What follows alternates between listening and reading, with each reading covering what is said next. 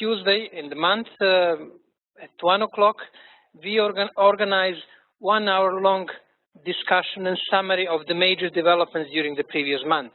This activity was triggered by frequent requests from our colleagues in Geneva and worldwide to provide somehow cognitive consonance in the fast-growing digital policy field. As I'm sure you can recall from your experiences, it's difficult to follow so many parallel developments. We are just bombarded by information, by events, as we'll see in a few minutes. Therefore, the main purpose of this exercise is to spend 1 hour last Tuesday in the month to summarize the major developments and to indicate, to have some sort of zoom-out exercise to see what are the possible trends and what you should put on your policy, academic, research radars for the coming month, in this case, the month of October. We will start now. Best regards to our online community. I think this camera is active, yes, for that. Well, as you know, in tradition of the Geneva Internet Platform and Diplo, we have most of our events also with the direct involvement of online community through remote hubs and remote participants. We will, Arvin, next slide, please. Okay, now just quick reflections on the IG barometer. I always pronounce it wrongly. My native speakers will correct me. The major idea behind the barometer is to measure the pressure and relevance of the various issues on internet governance, and you will receive the printed copy in a few minutes. We evaluate it from two major sources. One is the community of our curators, who basically indicate what is in their view the major issue, and second major source is the data mining of 28,000 public documents, including the articles from New York Times, from Financial Times and other newspapers, seeing what are the issues which are in the focus on the global public. Therefore, we combine these three sources, and we then come to these elements which indicate the barometer and the relevance of the issues. Now, what we are going to do today, we will go step by step through each of these issues and indicate the main developments in this wrap-up, monthly wrap-up exercise. And after that, we'll have indication about the forthcoming developments in October and finalize with the discussion. Yeah, we can go next one. Now, main events in September, events itself are listed here. The month started with the African Summit, ICT, lightening the way to development and prosperity across Africa. Then there were IGF open consultations and MAG meeting in Paris. Some of you attended this meeting. And IGF, African IGF, was hosted in Addis Ababa between 6th and 8th of September. Global Cyber Cooperation Summit was in New York on 9th and 10th. And Human Rights Council started on the 14th of September. It's still going on till the 2nd of October. UN General Assembly on the 15th of September, and the important discussions on the cyber-related issues. IANA face-to-face meeting on 18th and 19th September, and on 25th, 27th September, adoption of the post-millennium goals of the development, 17 development goals, SDGs. On 28th, 29th September, you have the European Cyber Security Forum in Krakow, and on the 30th of September, the start of the Europol-Interpol Cybercrime Conference in The Hague. The list is much longer. There are many academic activities, but we selected these as one of the most important for both policy and academic communities. Next. You can find detail about each of these events at the digitalwatchgplatform.org that we initiated yesterday. Let us see what are the main developments according to Barometer. One of the most important was the US-China G2, if you can call it this way, summit. China is the country with the highest number of internet users, and US is the home of the internet and the home of the strongest internet industry. Therefore, the meeting of two countries was, presidents of two countries was extremely important. According to reports, media reports, which were not really generous after the event, the one indication is clear that two countries agreed that surveillance, state surveillance, which is legally accepted activity, should not be used for basically surveillance of intellectual property documents and materials and sharing with the private companies, and as it was one of the most contentious points between two countries. Based on the statements, they also agreed to work together on developing international rules of the road for appropriate conduct in cyberspace.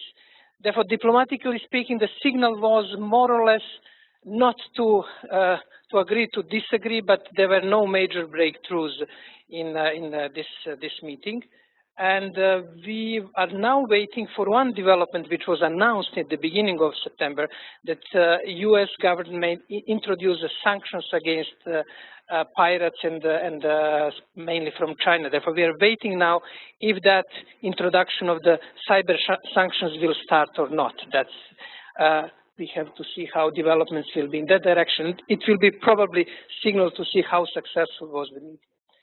On cybercrime, there was a major Wikipedia extortion scam when rogue editors targeted small businesses and celebrities. As you know, Wikipedia is a quite open platform.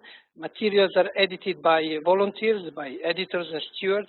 And obviously this possibility was misused, and there was this extortion scheme which was blocked, and some close to more than 30 accounts of these rogue editors were closed, and it was apparently the organized scam scheme which was used through Wikipedia. You have Lizard Squad cyber attackers which disrupted the UK National Crime Agency website, and the indication now continuing and echoing references that cyber is becoming extremely important and cyber threats are growing and evolving very fast. Therefore, we can expect definitely continuous high pressure and growing interest when it comes to cybersecurity. Next. On global IG architecture, under this title, we try to follow IGF versus and other related developments. And obviously, the main development was in global diplomacy was adoption of sustainable development goals, 17 goals. Interestingly enough, in the short version, none of the goals include the internet, but in the more zoom-in version, you have the goal 9C, which specify as important need to significantly increase access to ICT and strive to provide universal and affordable access to the internet in least developing countries by 2020. Now we can expect, and we call it internet as a ghost SDG, although it wasn't included in the official SDGs. But when you really think about implementation of SDGs and monitoring, internet will play extremely important role. And in this context, digital policy and internet governance. German foreign minister indicated that the internet is a global public good that we need to protect. And this is a constant in German digital policy. There were already 2 or 3 references to the internet as a global public good, which is an interesting reference which will come more into the focus in the forthcoming period. Next slide. On IANA transition, I'm sure that you're following under ICANN accountability, that you're following closely the latest developments. There was an ICANN board meeting in Los Angeles, and after that, there was a meeting with the working group on the question of accountability and some controversial comments. Some authors argue that there will be extremely difficult to achieve any sort of external accountability of ICANN. Others argue that ICANN's internal accountability is sufficient and there is no need for this enhanced accountability mechanisms. And the comments are submitted about both IANA transition and question of accountability, and we expect what will be the next step and the next phase. ICANN, as you can see in barometer, stayed more or less equal. There were months when ICANN was more into the focus on the global public media. On the new domains, we have the major GoDaddy case, which they won against Academy of Motion Pictures, Arts and Sciences, about 293 domains. They were accused of the cyber squatting, but they won this case, which is important. And well, one symbolic development that ARIN, American Registry for Internet Numbers, issues the final block of IP version 4 addresses from free pool. Therefore, it is coming close to the end. Obviously, it won't undermine the functionality of the internet. We know that there are other mechanisms, but it was the symbolic moment. Therefore, the IP version 4 pool of the IP numbers, the Internet Protocol numbers, is now completely depleted because that was one of the major concerns. Go ahead. Well, online privacy and data protection. Together with cybersecurity, it is an issue which has been since the beginning of the year in the focus on the global public in general and specialized expert communities. What are the major developments here? First, European Court of Justice Advocate General issue a non-binding opinion which says that a deal easing the transfer of data between the US and the EU is invalid.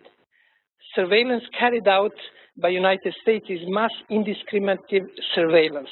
As you know, one of the solutions for deal with the different data protection and privacy regulation between European Union and United States was Safe Harbor Agreement, which basically, in gist, provided the special treatment according to European law to the data of European citizens. Now, there is a discussion how to upgrade it, but there are also very, very strong criticisms and arguments that it is a failed attempt to, in a way, coordinate two different legal systems. And European Court of Justice, which is extremely important, just to remind you, they ruled on the right to be forgotten, again ruled that it cannot basically work. Safe Harbor Agreement cannot work. A few activists, including those behind the WikiLeaks, basically argued for a so-called Snowden Treaty to be negotiated, and the exact title is International Treaty on the Right to Privacy, Protection Against Improper Surveillance, and Protection of Whistleblowers. This is an interesting development, which is partially related to also privacy regulation, and there will be, I'm sure, quite a few controversies and really heated debate about this proposal, which came from these 4 activists. You can find additional information on the Digital Watch with the links and the exact text proposal of the treaty and other details.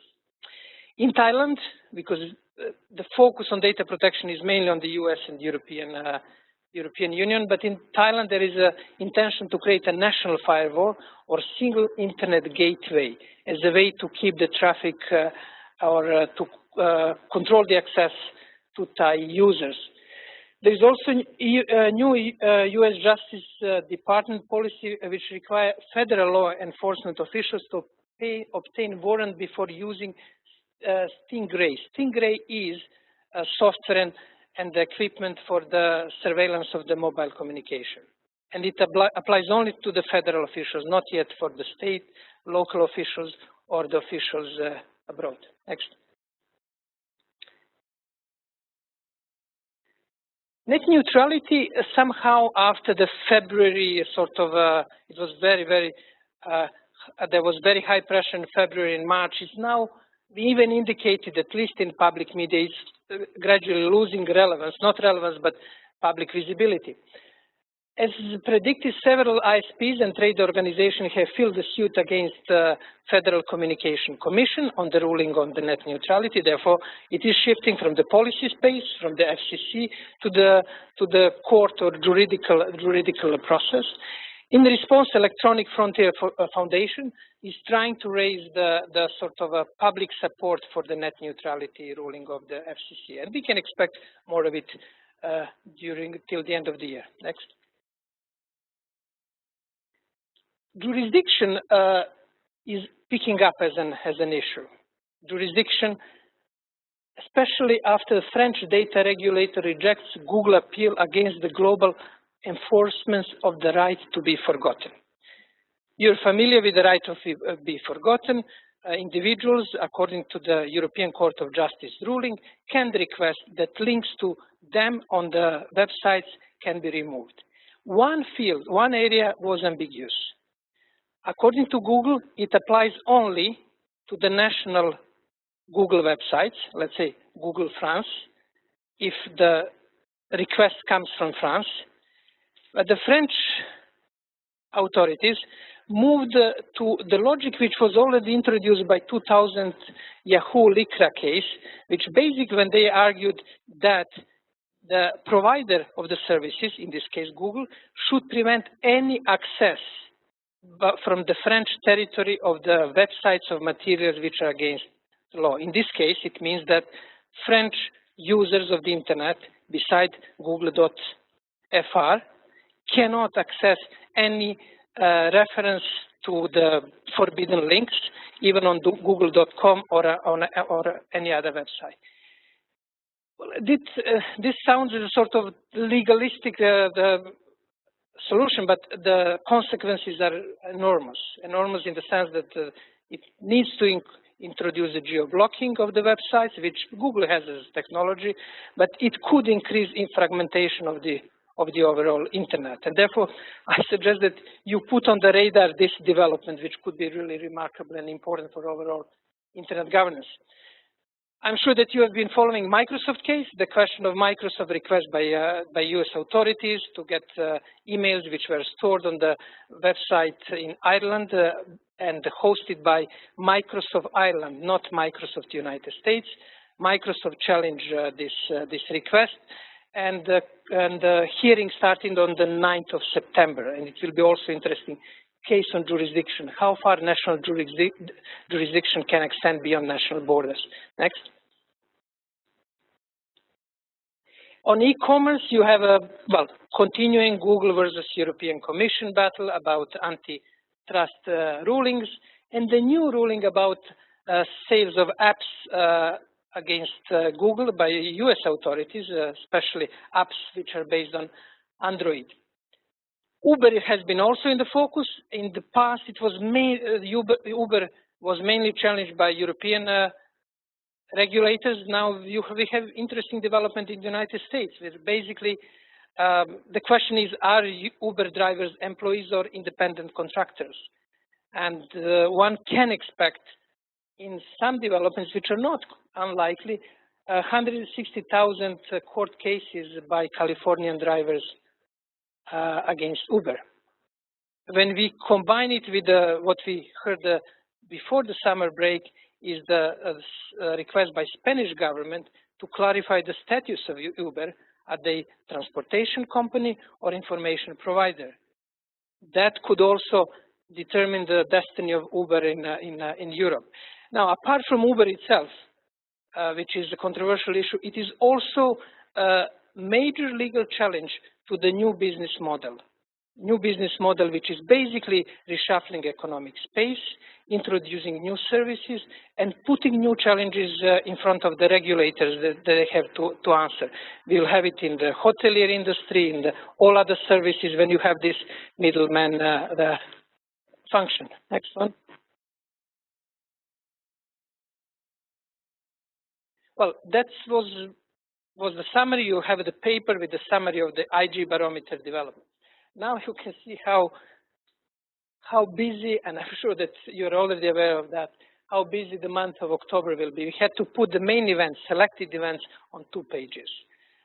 I'm not sure that we can go, that would be the most efficient time of a way of spending our time today. You have the list. Apart from UN Human Rights Council, there will be quite a few IGFs. There will be Netherlands IGF, Bosnian IGF on the 1st of October, meetings on the internet-related public policy issues, Port Hackathon on CERN, Australian IGF, Privacy Forum. In Luxembourg, ISOC meeting, TEDx in CERN, European Code Week, ITU Telecom World in mid-October in Budapest. Next. Council of Europe Conference on Freedom of Expression, Assembly of the International Parliamentarian Union, which, as you're probably aware, during the last meeting, they adopted this cyber warfare declaration, which has been quite controversial in the wider circles. Therefore, they will discuss also here in Geneva question of digital and other issues.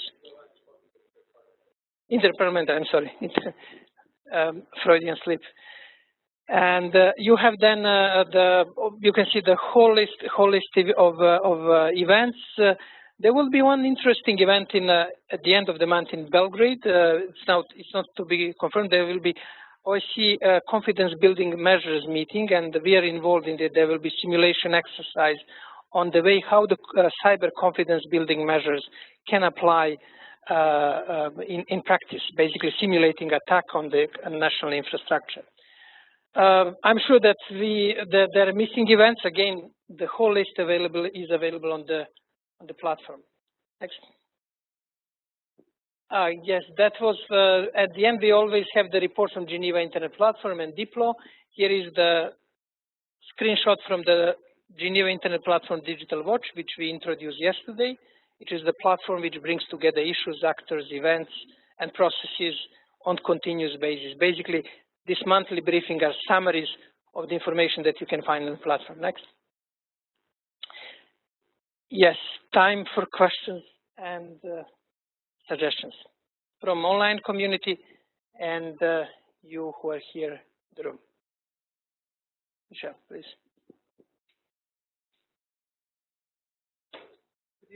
Yes. No, Michel Betin, Vice President of the International Institute of Humanitarian Law, and also Deputy Permanent Observer of the Order of Malta in Geneva. But thanks, Jovan, for yesterday's meeting and also for today's meeting. Very interesting. Just when you have your calendar, this morning I was just in a meeting on the World Humanitarian Summit Global Consultations, which will take place between the 14th and the 16th of October here in Geneva at the Centre International de Conférence. As you know, and as you said, various issues, including humanitarian action, including cyber war, might be also discussed there. So I'm wondering whether you are planning, or anyone here is planning to participate in these consultations, to organize side events, or possibly to distribute documents, and to add this new dimension to this forthcoming, upcoming World Humanitarian Summit, which will take place, as you know, end of May next year. Thank you. Thank you, Michel. Well, this is the real challenge that we face. Here in this room, I can see quite a few colleagues who are deep, for example, into ICANN processes. Recently, I heard the number that there are 7,000 online teleconferencing and in-situ meetings in ICANN. We are in real silos. You have to follow the IQ is another dynamics, WIPO. Therefore, the real challenge, what you just indicated, and thank you for bringing this, is to have somehow at least awareness of what's going on in different forums. Obviously, we'll have to continue in our silos. This is the nature of the work. Issues are specialized. You have to address them in details. But there is a need to have some sort of cross-reference. A few points about humanitarian summit. It's question of cyber war. It's question of a humanitarian Tallinn manual, which is one of the documents which is important in this field, but also emerging discussion around the refugee and migration crisis and the internet. We forget one thing, and if you follow carefully the TV coverage of this big movement of people, you can always find people with mobiles and iPhones. And mobile telephony and the internet is used to the large extent in the whole process, from motivating people to move as a solution for their difficult local problems, and throughout the process till they come to Europe. On 11th and 12th of November, there will be a Euro-Africa Heads of State Summit in Malta, where we'll have some discussion on the internet aspects of migration, refugee, and humanitarian issues. So it is really welcome, and I suggest that since you're leading one of the organizations which plays highly important role in this field, that we join the forces with community which is here and online, and try to map that discussion between digital policy and humanitarian. Richard, today you have a second question. Your tradition of having the first one is challenged. Yeah, I thought we can have some variety. I have two comments. The first one is on the cybercrime. I come to what the director of the U.S. National Intelligence said. He says, we might soon see cyber operations that will change or manipulate electronic information to compromise its integrity. And I thought, that's exactly what Volkswagen did. The Volkswagen case is actually a perfect example of what he's talking about here. And it proved to be rather hard to detect, right? It went on for several years before it was detected. Cyber? No, it was manipulation of the software. Now, it's true it wasn't downloaded through the network. It was Volkswagen itself that burned it on the chips. But in a future version where the cars are interconnected, it could have been an update that was sent through the network. In fact, Volkswagen could have been cleverer. They could have had software that was okay most of the time, and it was only manipulated when the car pulled into the service station for the test. And then it would have been almost impossible to detect. So this is a perfect example of, yeah, the trend. Now, it's shocking that it was a company committing the crime and not some, Russian or Chinese hacker. But hey, companies also commit crimes, unfortunately, as we know. The other comment I wanted to make is the bot ruling is more subtle. You have the gist correct, of course, but I think it's interesting to go into the full subtlety of the ruling. The prejudicial question to the European Court was whether a national data protection authority could rule on whether the Safe Harbor Act complied with European law or not. And the European Commission said, no, National Court, you can't do that because we, Commission, have already taken care of that. We, the Commission, have determined that the Safe Harbor Act is fine, so National Court, you have no jurisdiction. And that's the prejudicial question. So Butt comes and says, well, no, first of all, you're wrong. The fact that the European Commission says something does not deprive the local National Court of the authority to do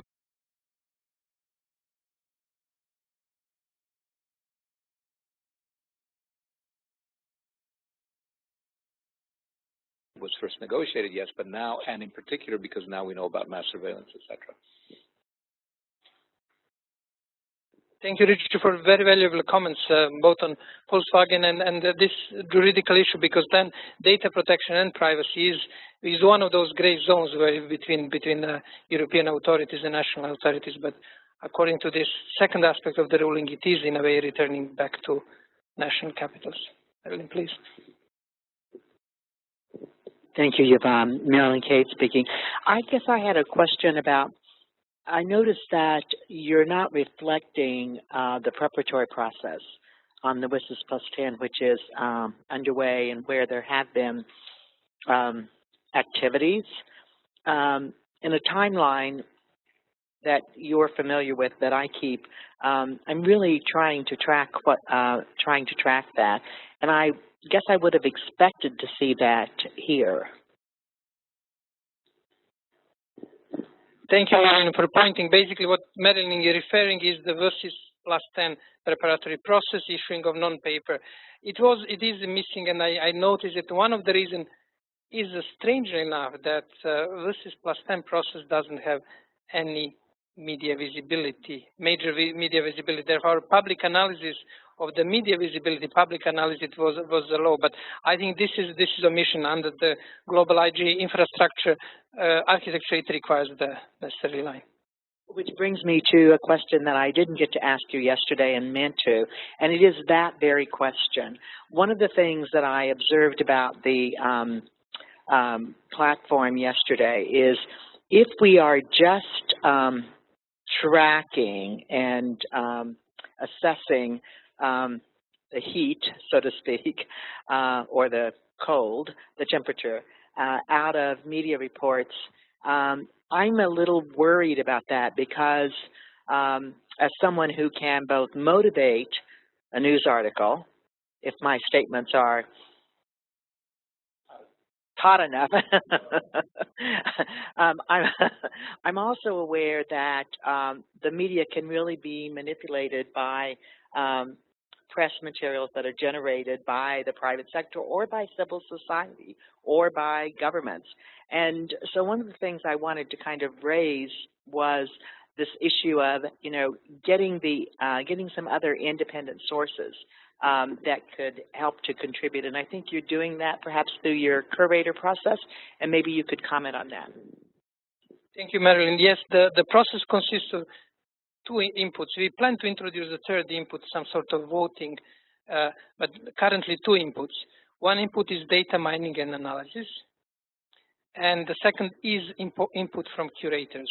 Now, it is a delicate balance, and I'll tell you why, because all of us who are in the IG sort of caravan and IG circle, we tend to see everything through the relatively specific angle or lenses, which is natural. We spend time in the meetings, we socialize with people who speak IG or digital, and that's it. And sometimes when you step back and you interact with diplomats here or other policymakers, you realize that the world which looks for us as to be the center of the world is not necessarily the most important. Therefore, what we decided to do is to complement that with this media analysis, to say, and I completely agree with you, the possibility for manipulation, for the manipulating media are basically enormous. But we are not going into any causation or if it is good or bad. We just say, okay, there is, for whatever reasons, there is a high focus on privacy or cybersecurity or other issues. And that's one input. But we are really taking enormous care to have this balanced approach between automated approach, data mining of this 28,000 documents, and the analysis of people who are following the process, who have also some sort of biases. Starting from me, mea culpa, I've been in this process for almost 20 years, and you develop some sort of filtering mechanism and prejudice around the importance of the issues. And that's sort of the way how we try to balance. And please, it's an invitation for all of you, let us know when you see that something is missing, like you correctly pointed to versus plus 10. Okay. Questions from? Hello, some questions from the online community. We start with Michael, who is joining us from Istanbul. And he's making the following comment. I was surprised to see that net neutrality is decreasing because it has become a pressing issue in India, specifically concerning Internet.org and Facebook. Are you familiar with this? And if so, what comments do you have on it? Our first question. And then the second one is from D. Williams and regards the position of the middleman. She's saying, about 100 years ago, the world economy and political structure was shaken by events that at least partly came from the pushback against the middleman. Do you see any way in which the current Uber and Alia situation can mirror this? Thank you. On the first question, net neutrality, we evaluated developments during the month of September, and India, it is still an important issue, but it was in the focus, let's say, in June, July, when the Facebook Internet.org case was discussed, and there was a petition with 1 million signatures for net neutrality. Therefore, it is still an important issue, but it wasn't in the focus during the last 30 days. This is the answer to the first question. The second is on the middleman. It's a question of intermediaries. We are really living in the sort of core phase of this transition process from the older business model towards the new business model. And one of the questions that we always discuss, the key issue, is that there is no exchange of money, if we can, payment for the core services like Google and Facebook. They earn, as we are aware, their money through the advertising, through the data mining and other processes. Therefore, data and sort of is becoming one of new resources. How the world economy will adjust around that will also affect the question of middlemen. And it is always a very, very delicate and tricky situation. Starting, we don't need big economic theories. We need them, but we have to start from ourselves. Sometimes I wouldn't mind having the Uber in the places where the taxi is enormously expensive. Those people could be very efficient. They can drive for the 1/2 or 1/3 of the price. Therefore, when I put my hat as a consumer, that would be probably my motivation. But when I put the hat of the, let's say, citizen or person with public interest, there are questions that should be answered. The question of taxation, the question of investment into public infrastructure and other issues. These issues we are seeing them as side issues in discussion for the 6th or 7th page of the newspaper, but they're going into the core discussion on the future business model of the modern society, which is, as was discussed, not centered around direct exchange of money for services, while we're using Facebook, Google, and other services. Therefore, that's the most I can do with my crystal ball exercise. And 19th century, well, that was different, but there will be some similar process of creative destruction, as Schumpeter, the famous economist, indicated once. Okay.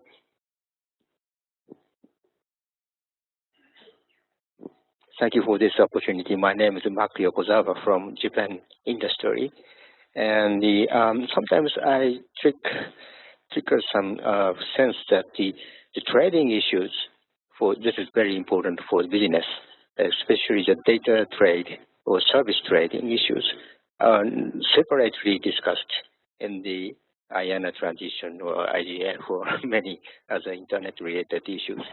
So, but for the top management or the enterprises, small or medium, including, they are very keen to use the very, very free and very stable internet environment as a whole. So these issues are very important for us. And at the same time, in the Asian Pacific area, TPP, and the transatlantic area, you have the many trading issues here. And also sometimes the post-localization measures was discussed related to the cybercrime or those some of these net neutrality issues. So I think this is my own question to myself, that how we can integrate these issues.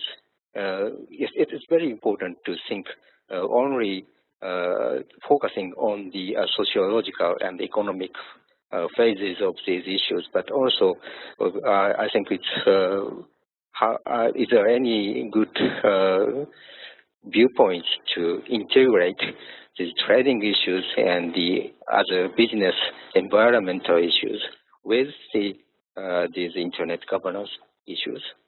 Okay.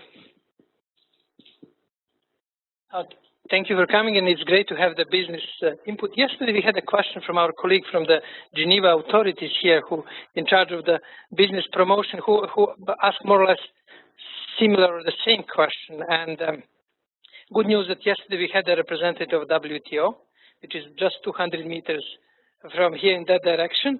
And what we realized that physical proximity does not necessarily mean the functional proximity. Because in the radius of 2 kilometers here, if you really, and let's say take data protection or the privacy, you have WTO, which is discussing this issue from the e-commerce perspective or tackling, not in details. Then we have WTO people. When you go for their meetings, I went to a few meetings, after 5 minutes you have to switch off because they have their acronyms, their way of framing the problems, and then you have really to prepare for attending simple meeting of WTO. Then you have the Human Rights Council commission over there, but the meetings are here at the Palais, which is discussing now privacy. There is a special rapporteur for privacy, therefore the other angle of data protection. You have International Standardization Organization. They have now 2 offices, but one office is there. They're discussing standards. You have ITU discussing telecommunication infrastructure. You have WIPO discussing intellectual property. We can continue this way. Only in this while you're walking around this building. Now, what we have been identifying is that silos are really powerful. And after some time, everybody's speaking about overcoming silos. You have to acknowledge that silos have to exist because discussions are highly specialized. And they're inevitable. Now, the most we can do, I would say, is to expose the different communities to the fact that there are some similar discussions in other silos. Now, when I indicate silos, they exist among international organizations in Geneva. They exist within the permanent missions in Geneva. They exist on national level. They exist everywhere. In the corporate sector, in companies, you have also silos. That will be probably one of the major challenges of digital policy. How to make more optimal decisions, because if you discuss something in WTO on data, in e-commerce, and it goes against the discussion in human rights or ISO or WIPO, well, you will waste time. Therefore, that's probably the major challenge. One of the reasons why the Geneva Internet Platform was established was to overcome silos. We became realistic after, let's say, 1.5 years of discussion with different communities. And basically, message was, we're fine, we're doing well. Don't try to bring us with these other people. And I'm not speaking about national differences, because professional. We're fine, we have our ways of dealing with things, we're very successful, and everybody can report successes. And that then it's okay, that's fine. We won't try to destroy the walls, but can we somehow communicate? And now there is some progress. And we will have events with the heads of international organizations. We are discussing with the staff of different organizations, with permanent missions, to see what can be done realistically to make this discussion more effective. Yeah, I have everything Jovan said is correct, and I agree with it, but I have a completely different perspective on your question. So first I'll give the polite version, then I'll give the provocative version. The polite version is that we, in my opinion, are increasingly seeing a split in the world between the developed countries, which is basically OECD, and the G77 plus China. And the G77 is no longer 77, it's actually the entire rest of the world. From a formal point of view, it has about 150 countries. So it's really a split between the developed and the developing world. And you see that on every issue. If you look at intellectual property, there's a split. If you look at pharmaceuticals, there's a split. If you look at internet governance, there's a split. If you look at how to handle the crisis in the Middle East, there's a split. And we're struggling with that. And how do we deal with that? And so that was the polite answer. Now, the not polite answer, sorry, Marilyn and the other U.S. citizens, it's actually just about U.S. imperialism and colonialism. And unfortunately, Japan is increasingly aiding and abetting the U.S. in its imperialistic drive.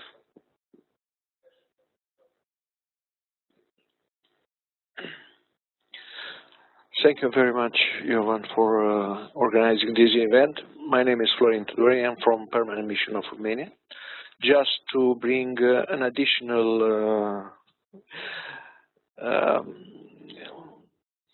dimension to your information, we have also here International Labour Organization that will held this in October, not this month. In October, we'll held 2 forums, global forums. One will be in transport. And International Labour Organization have a tripartite structure. This means will be workers, employers, and governments. They will debate this problem of the transport. And one of the problem that will be, was it supposed to be raised, will be the Uber issue in transport, how to tackle. The second meeting will be around 16th of October, and will be the work condition and in telecommunication industry and call center. And even today I just came from a meeting, and I asked the question, we'll discuss about classical telecommunication services, or we'll discuss also about internet. And I said, oh, internet, no, because we'll never stop discussion. But this problem of internet will touch also this labor condition and human rights and all this issue in ILO. Thank you. Thank you, Flying, for increasing complexity, which we'll try to simplify as much as we can. Well, with this comment, I would like to thank our online participants and you who joined us in situ. I invite you to put on your calendar, if you find it useful, last Tuesday in the month at 1 o'clock. You can follow it online, and we'll distribute also our documents, the barometer documents. With this, unfortunately, I cannot offer any refreshment for our online participants. But for those of you here in situ, please please continue with the chat and refreshment here. Thank you very much.